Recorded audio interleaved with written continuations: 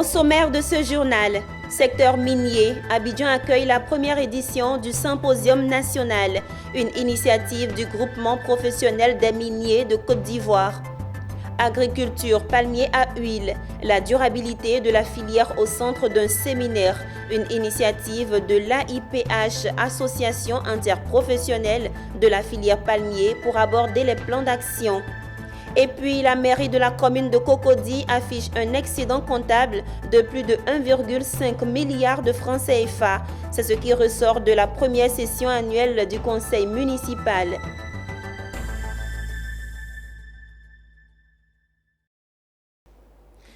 Vous êtes au rendez-vous de l'actualité sur Business 24 Africa. Madame, Monsieur, soyez les bienvenus. Débutons cette édition en nous intéressant au secteur minier.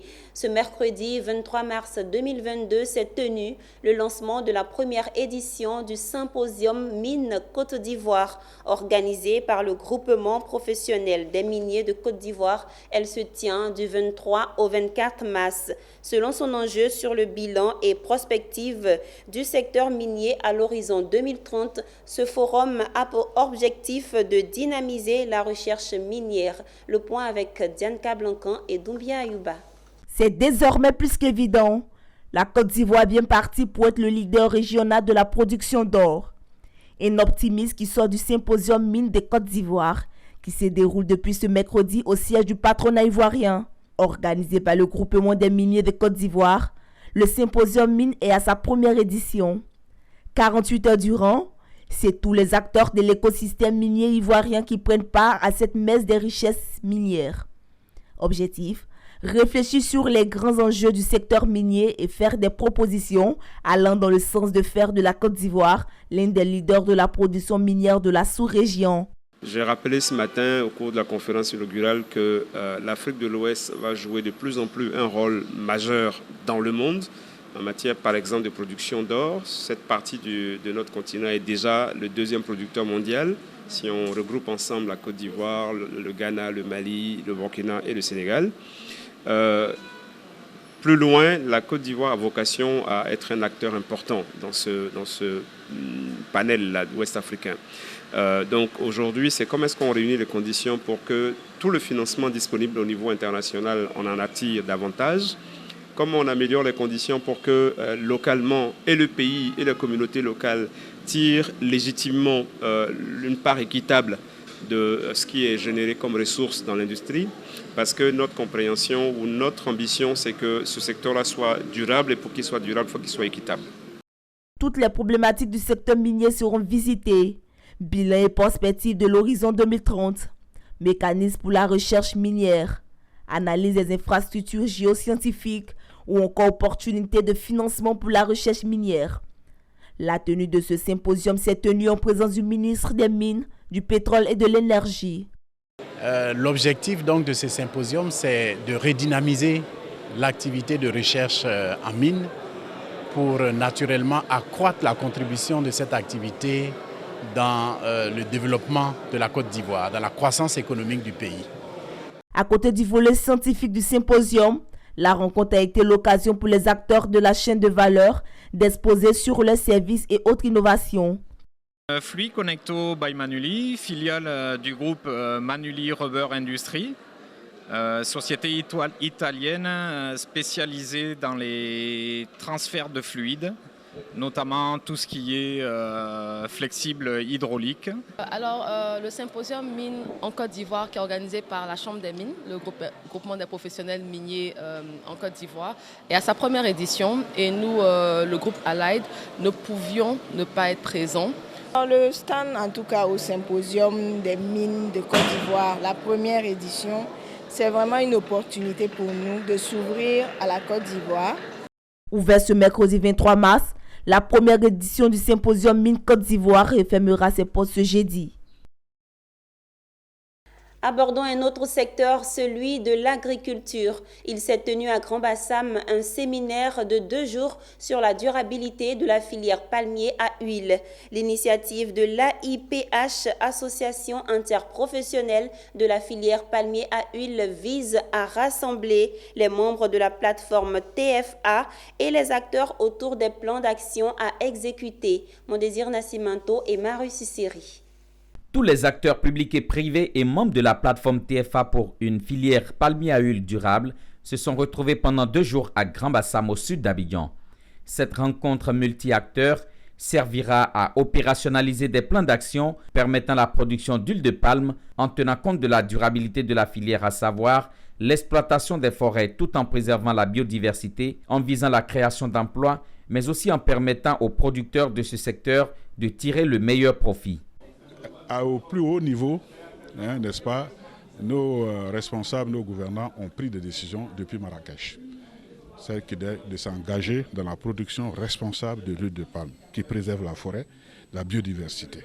Et donc nous nous retrouvons dans ce cadre-là. C'est à nous d'implémenter les actions qui permettent donc de répondre aux objectifs fixés par nos plus hauts décideurs. Pour la société civile représentée par Solidaridad, le plan d'action qui sera retenu sera, à n'en point douter, une boussole pour l'ensemble des acteurs. Les résultats attendus de cet atelier, c'est d'avoir un plan d'activité pour la plateforme TFA. Pourquoi un plan d'activité? Sans un plan d'activité, nous ne pouvons pas atteindre l'objectif de la plateforme TFA qui est abouti au développement durable du palmier à huile en Côte d'Ivoire. Donc ce plan d'activité sera pour nous une boussole, un guide qui nous permettra de mettre en œuvre des actions pour atteindre l'objectif et l'impact final de la plateforme TFA. Dénommée TFA, Tropical Forest Alliance, la plateforme des acteurs du palmier à huile est un partenariat public-privé dont l'objectif est de réduire à l'horizon 2020 la déforestation des forêts tropicales associées à la production des matières premières agricoles telles que l'huile de palme, le soja et la pâte à papier. Toujours dans le secteur agricole, identité gastronomique ivoirienne, le manioc est confronté à des maladies virales qui menacent sa survie. La tiéké nationale serait donc en danger. À Songon s'est tenue la cérémonie de lancement de la campagne de sensibilisation multidimensionnelle aux maladies virales du manioc. Intitulée « Ensemble sauvons notre manioc », c'est une initiative du Centre régional d'excellence WAVE dont l'objectif est de sensibiliser les populations de l'Afrique de l'Ouest et centrale. Amidia Rassouba et Doumbia Ayouba. Notre Atiéké est en danger. Désignée comme la culture du 21e siècle par l'Organisation des Nations Unies pour l'alimentation et l'agriculture FAO en raison de sa résilience face au changement climatique et de sa capacité à relever les défis de la sécurité alimentaire. Le manioc est une culture vitale pour les populations africaines, notamment les Ivoiriens. Cependant, la production du manioc est confrontée à plusieurs maladies d'origine virale, dont les principales sont la maladie mosaïque et la striure brune. Face à ces menaces pressantes, le Centre régional d'excellence WAVE, Central and West African Virus Épidémiologie, a développé depuis 2015 les mécanismes d'alerte et de surveillance des maladies virales du manioc dans 10 pays d'Afrique de l'Ouest. Il faut sécuriser le manioc tout en sensibilisant sur les maladies virales qui menacent de détruire les productions des populations. Les enjeux de la mise en évidence de ces maladies virales, vraiment, c'est la sécurité alimentaire. Non seulement la sécurité alimentaire, mais aussi la sécurité financière. Parce que vous savez que maintenant le manioc est beaucoup plus qu'une culture d'alimentation simple. Elle aussi sert à nos ménages de scolariser les enfants, de pouvoir se soigner. Et quand on est conscient que les maladies existent, le combat commence. Nous demeurons debout et rechercher comment faire pour vraiment combattre cela. Aujourd'hui, WAVE s'est étalé sur plusieurs pays de la sous-région et même au-delà de la sous-région, puisque aujourd'hui, depuis 2 ans, le Gabon et le Cameroun se sont associés à WAVE. Donc c'est dire que c'est des chercheurs qui sont capables de régler ces problèmes. Il faut souligner que le manioc est l'une des principales cultures vivrières en Côte d'Ivoire, dont la production nationale s'élève à environ 5 millions de tonnes par an et sa consommation se place au deuxième rang après l'igname et devant le riz. Un autre secteur important, le transport. L'autorité de la mobilité urbaine du Grand Abidjan, en abrégé AMUGA, a procédé au lancement officiel de son application dénommée AMUGA Mon Trajet. Cette activité a été couplée à la cérémonie de remise de cartes schématiques du Grand Abidjan aux différents acteurs du secteur des transports en Côte d'Ivoire. L'AMUGA a initié la définition et la mise en œuvre des cartes schématiques de l'ensemble des lignes du réseau du transport public à Abidjan. L'autorité de la mobilité urbaine dans le Grand Abidjan continue de déployer ses solutions innovantes dans le secteur du transport en Côte d'Ivoire. La mobilité dans le Grand Abidjan est désormais aisée avec le lancement d'une nouvelle application dénommée AMUGA Mon Trajet qui permet à tout usager du secteur des transports en commun d'opter pour un itinéraire de son choix. L'usager, pour un trajet donné, a plusieurs possibilités ou combinaisons de transports en commun. Une application qui a été pensée pour être assez simplifiée. Donc sur l'interface principale, l'usager, à partir de sa position ou d'un endroit, il peut planifier un trajet. Donc tout ça sur une même carte, ça permet un peu de voir les points d'arrêt possibles, les jonctions possibles. Et à travers cette carte qu'on va afficher un peu partout dans les zones stratégiques, dans les gares, on a aussi mis en place cette plateforme-là. Donc le rôle, c'est de permettre à tous les usagers qui arrivent nouvellement, les touristes qui arrivent à l'aéroport, de savoir, je vais aller par exemple à l'hôtel d'Ivoire, c'est un exemple, je prends quoi comme moyen de transport. Donc en introduisant cette plateforme-là, elle peut vous donner les itinéraires possibles que vous pouvez emprunter. 80% de la population abidjanaise utilise le transport en commun. Les minicars communément appelés Gbaka, les Woro-Woro, les taxis communaux, les bateaux-bus. La fêtière se félicite de cette nouvelle application qui facilite le déplacement des Abidjanais. Il est important aussi de savoir que cette plateforme va permettre aux usagers de calculer le temps à mettre pour faire leur déplacement. La plateforme AMUGA Mon Trajet va permettre aux usagers de calculer le temps de leur déplacement et aux transporteurs de pouvoir gérer non seulement leur temps de déplacement, mais également les informations à donner aux populations dans le cadre de leur déplacement. C'était un reportage signé Pierre Tebeu et Tima Traoré. La conférence de presse trimestrielle du Bureau ivoirien des droits d'auteur s'est tenue à la brigade culturelle du ministère de la Culture. L'objectif de cette conférence était la mise en place d'une police d'assurance pour la prise en charge de façon durable des questions de santé des artistes. Le reportage est signé Diane Kablancan et Tima Traoré. C'est une traduction au Burida, Bureau ivoirien des droits d'auteur. Chaque semestre, les gestionnaires communiquent sur la répartition des droits d'auteur et des droits voisins. Point d'orgue de la rencontre, la disponibilité de la nouvelle carte membre du Burida. Un sésame qui donne droit à une assurance santé. Une innovation majeure dans le management du Burida, longtemps réclamée par les membres. Depuis que nous avons mis en place cette assurance, nous mettons l'accent sur la sensibilisation, mais malheureusement, beaucoup de sociétés lient la question d'assurance, de l'adhésion à l'assurance, à leurs droits. C'est-à-dire qu'ils disent que du moment où ils n'ont pas suffisamment de droits, ils ne peuvent pas prendre l'assurance. Vous voyez. Or, les questions de santé doivent être départies des questions de droits. Si vous avez des droits ou vous n'avez pas de droits, dans tous les cas, vous allez tomber malade. Mais là, la solution que le bureau apporte, c'est que ça profite à l'artiste, mais également à sa famille. Plusieurs autres points ont également été détaillés, notamment les statistiques des travaux de la répartition des droits d'auteur et des droits voisins du 15 mars 2022 et le plan d'action stratégique. Chaque trimestre, nous faisons le point de nos activités, qu'est-ce qu'on a fait, où nous en sommes, ainsi de suite. Bon, cette répartition-ci, la répartition du 15 mars, portait exclusivement sur le répertoire de la musique. Pour rappel, le Burida est une société de gestion collective qui gère toutes les catégories de droits d'auteur et de droits voisins. À ce jour, Ce sont plus de 6000 auteurs, producteurs et artistes-interprètes qui se sont confiés au Burida pour la gestion de leurs droits. Placé sous la tutelle du ministère de la Culture et de la Francophonie, le Burida gère à ce jour un répertoire de plus de 72 000 œuvres.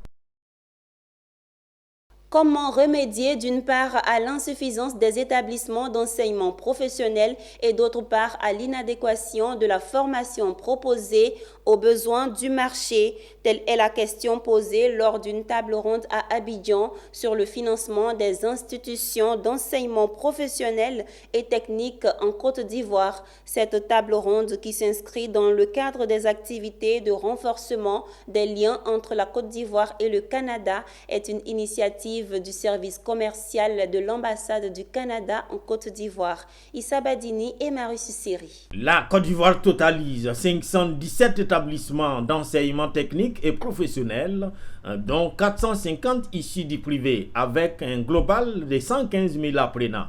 Dans un pays de plus de 25 millions d'habitants qui, en moyenne, sort de ses lycées 100 000 bacheliers chaque année, il faut davantage pour contenir ce beau monde, reconnaît les acteurs.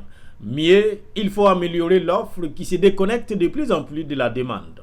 D'où un besoin pressant de financement pour plus d'établissements et d'enseignements appropriés.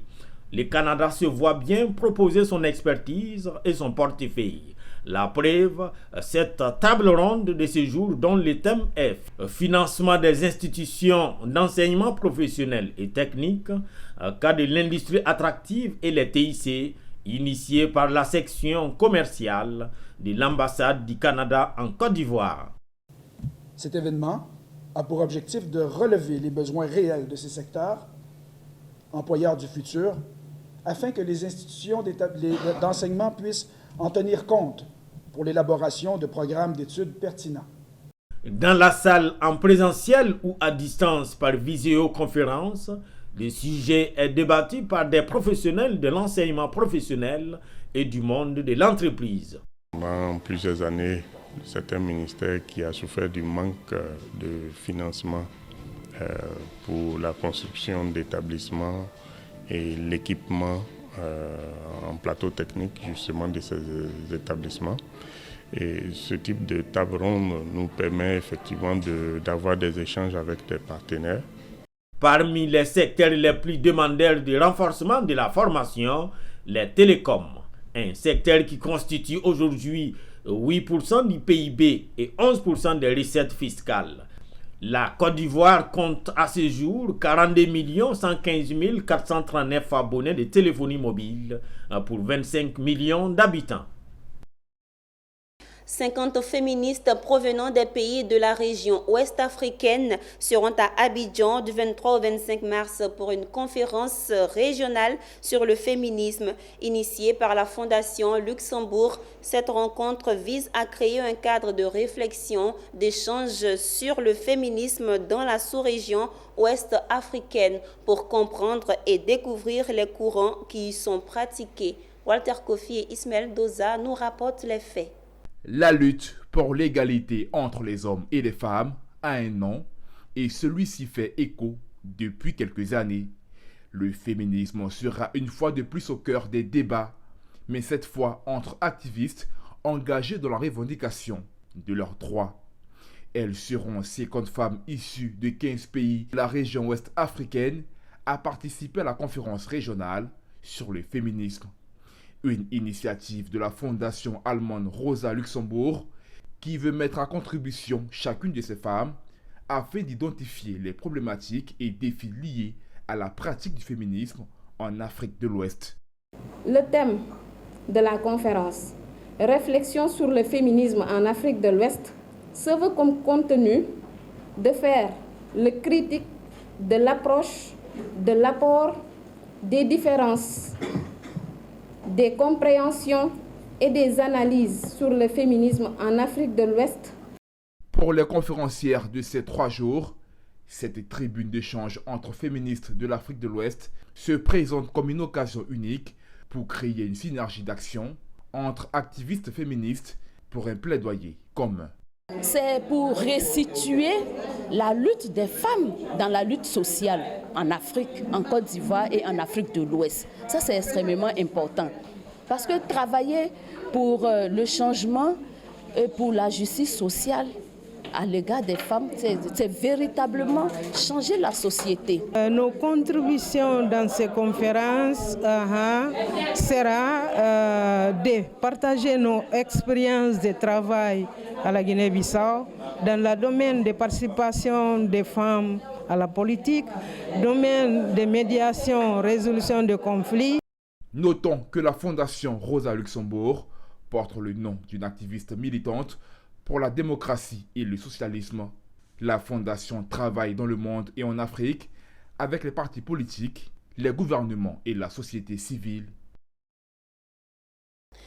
Terminons cette édition avec les voyants qui sont ouverts à la mairie de Cocody. C'est le constat fait par la première session annuelle du conseil municipal. Le mardi 22 mars, à la grande salle de la mairie, les conseillers municipaux ont passé au peigne fin avec adoption à l'appui les comptes tant en dépenses, en investissement ou encore en recouvrement. Un scanner qui constate un excédent comptable d'environ 1,750 milliard de francs CFA.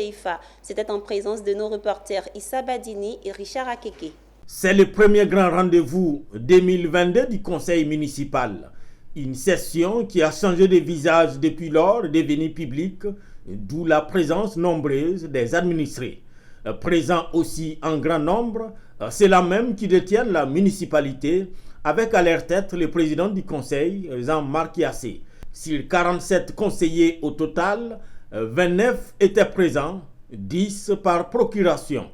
Sur la table, 8 points à statuer, parmi lesquels lecture et adoption du procès-verbal du conseil municipal du 9 novembre 2021, examen des diligences, information, examen et adoption de l'état d'exécution des dépenses du 4e trimestre 2021, examen et adoption du compte administratif du maire ou encore l'autorisation du conseil pour l'exécution des dépenses du budget primitif 2022. À l'arrivée, un constat d'excédent comptable du compte administratif du maire d'1,753,208,655 francs CFA, ce qui vaut le satisfecit du conseil, mais surtout de son président. Il s'est bien passé, nous avons eu un excédent, ce qui est avantageux pour nous, et nous avons pu réussir à atteindre notre objectif au niveau des prévisionnels sur le recouvrement de nos taxes. C'est les taxes qui nous permettent de subvenir aux besoins des administrés de Cocody. Des résultats que le maire attribue à son équipe et qui demande d'ailleurs de redoubler d'efforts. Merci à toute mon équipe et merci aussi aux gens et aussi aux administrés qui comprennent leurs devoirs régaliens. La session du conseil municipal sonne comme un examen de passage pour les maires. Un examen, cette fois-ci, remporté haut les mains par Jean-Marc Yassé, qui entame son 4e année de mandat à la tête de la commune de Cocody. Eh bien, c'est ici que se referme ce journal préparé par l'ensemble de la rédaction. Bonne suite de programmes sur Business 24 Africa, la télé utile.